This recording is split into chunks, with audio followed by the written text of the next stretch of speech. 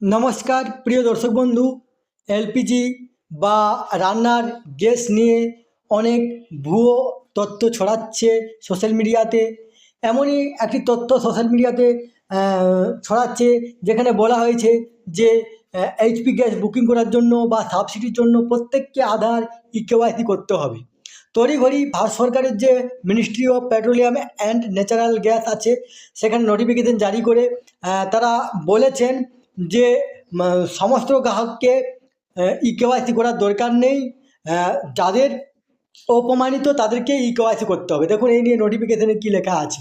এখানে দেখুন ক্লারিফিকেশন, যেখানে সেখানে বলা হয়েছে যে যে আধার যে ইকেওয়াইসি করতে হবে, সেটা শুধুমাত্র যারা অপমানিত, যারা অনেক দিন থেকে আপনার ইকেওয়াইসি করেনি তাদের জন্য, সমস্ত গ্রাহকের জন্য নয়।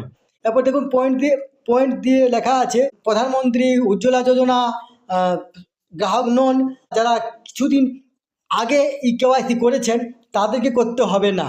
এরপর বলা হয়েছে এখানে যে প্রধানমন্ত্রী উজ্জ্বলা যোজনা যারা কাস্টমার বা যারা গ্রাহক, তাদেরকে প্রতি বছর কেওয়াইসি করতে হবে, আধার কেওয়াইসি, কারণ তাদের যে সাবসিডি পাওয়ার জন্য।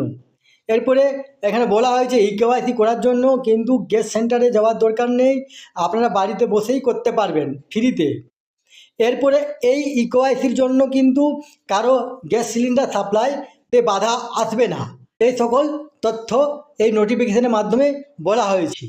এই তথ্যটি আপনাদের সাথে শেয়ার করলাম। সুস্থ থাকবেন, ভালো থাকবেন, ধন্যবাদ।